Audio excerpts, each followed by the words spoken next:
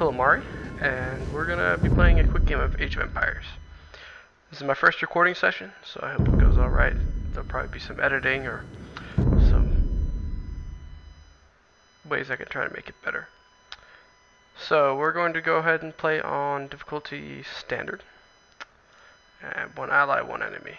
And I feel like playing Mediterranean. No, let's play some Mongolia.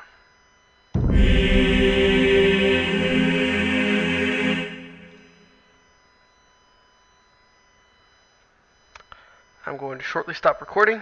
I'll be right back. Hey everyone, I'm back. The game is loaded in, so we're going to go ahead and build a couple houses. And we're going to research loom. To all of you that don't know, this is a very, very old game. I used to play this when I was just a kid. And it's pretty fun. Requires some decent strategy to it. It's improved a lot from the original Age of Empires. And a good thing to know in this game are the hotkeys and the ways, little tricks, especially finding a computer. They're fairly predictable.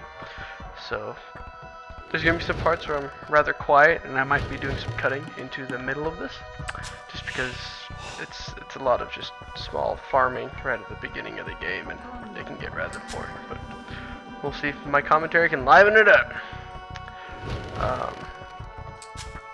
So a big thing at the beginning I've always found is just to be able to create 20 to 30 villagers right off the bat, and so that you can start your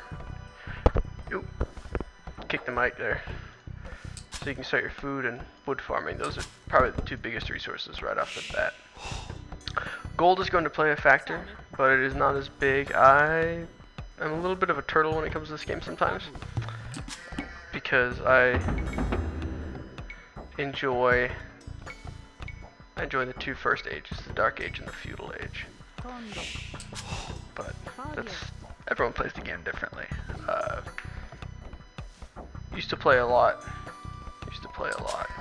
but my disc actually was starting to mess up, and I wasn't able to play the game very much. And so when they came out on Steam with the HD edition, that was fantastic, because I was able to play it again without having to worry about a disc being read. But a good thing for these first few videos are not going to be for tutorials or anything.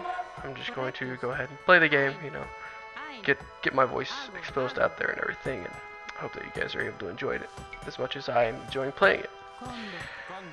So, excuse me. So, I've got my two militiamen. I enjoy having two militia right at the beginning to take out any wolves that are in your direct area, because they can hinder the villagers a little bit right off the beginning. With loom, you'll be able to take out 2 wolves and still have 2 health left on your villager. You fight them one at a time. If you're fighting 2 wolves, your villager will die, and 1 wolf will be down to 1 or 2 HP. It's not a whole lot. So a big part is, I'm gonna see how my P's sound in this. A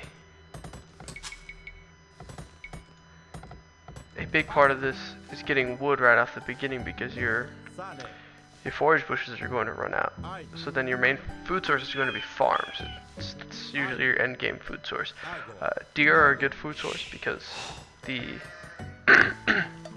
villager can carry a huge amount of meat comparative to the amount that you can carry hunted meat, excuse me. Sheep meat is still the limit, the regular limit. So we're gonna look at Mongolia real quick to see what. Oh, excuse me, I'm Byzantines. I thought I was the Mongols, but I'm not. I'm the Byzantines. So their buildings have higher HP than any other faction. So their castles round out at about 8,000 health by the end of it.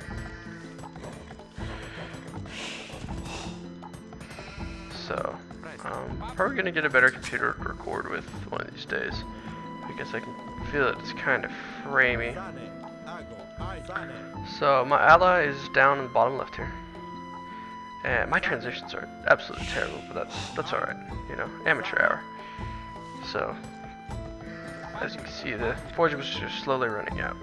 My allies on the bottom left, and I'm assuming that my enemies far right, bottom right. So this is why I enjoy taking them out with militia here. Again, with the transitions. So I'm gonna go ahead and take these next 5 villagers beyond these guys to get lumber, and I have 6 villagers over here, so they're going to all be farmers whenever I am done with the forge bushes. Man, it's live commentary is difficult. But the good thing about militiamen is that wolves will automatically attack them. They won't attack your initial scout cavalry. I'm fairly certain they will attack other scout cavalry, but not the initial one that you have. So I started on resources high. Normally I start on resources low because it helps stabilize. I think it helps stabilize quicker because you don't get carried away with the amount of resources you have, and I think it's a lot more fun to have it. So I should really get a timer set so I know how long I've been playing, but that's okay.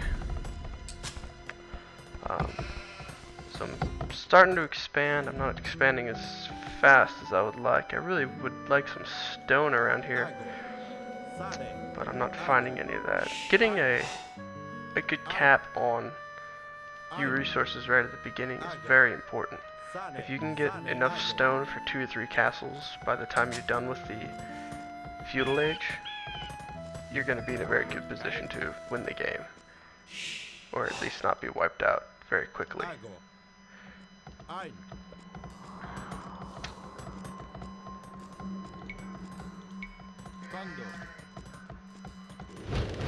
So I remember playing this game one time at my friend's house, and this is a few years ago,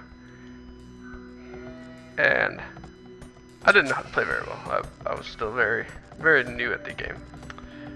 And okay, cool, I found some stone. It's really close. I'm still very new to the game, and we were fighting these 3 computers, and they were both set to moderate. So it wasn't a big deal, but he's like, all right, let's just do this. We can do this. So we start fighting him, and he wanted me to take out this castle, and I didn't know what it was. I had no idea what a castle is. And so we're fighting, and this thing keeps shooting arrows at me, and I was like, what the heck, man? Stop shooting arrows. And okay, there you can hear the militiamen being attacked. So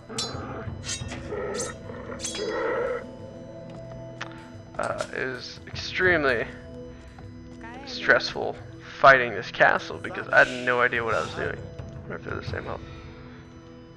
Oh, sure enough. And so my friend and I, we actually both knew there's 3 of us playing, and my friend and I were like dying to this castle. And I would send in like 5 or 6 units thinking it was good enough to stop a castle, you know, and they were like longswordsmen. And oh, I was in for a surprise. And she's gonna go ahead and start a farm. And so my friend runs in that was really experienced in the game, and he has a whole unit of cavalry. He has, you know, it was 40 units was the max you could select on the old version. And he runs in there and just annihilates this castle.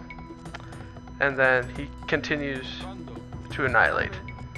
And his units were just running through everything, and that castle was the only mode of defense they had. And so I was like, how did you do that? I was just blown away by the fact that he was able to take out this castle after we had struggled with it for so long. And so he showed me a bunch of tips, and it was pretty cool. And after a while I started to get the hang of the game and started to play it, and then I bought the game and I might have gotten it for Christmas, and it was a lot of fun, and I had a lot of good times. I started playing on the internet, and that was a totally different beast, because you get people that are as good as you, and also that are much better than you, and it was a little upsetting seeing how much better these people were than me. And so I was like, okay, well, I'll learn it. I started going up in the ranks a little bit. I didn't make it all that far, but I wasn't too worried about it. I was playing the game for fun. I might start playing online again. It depends, man.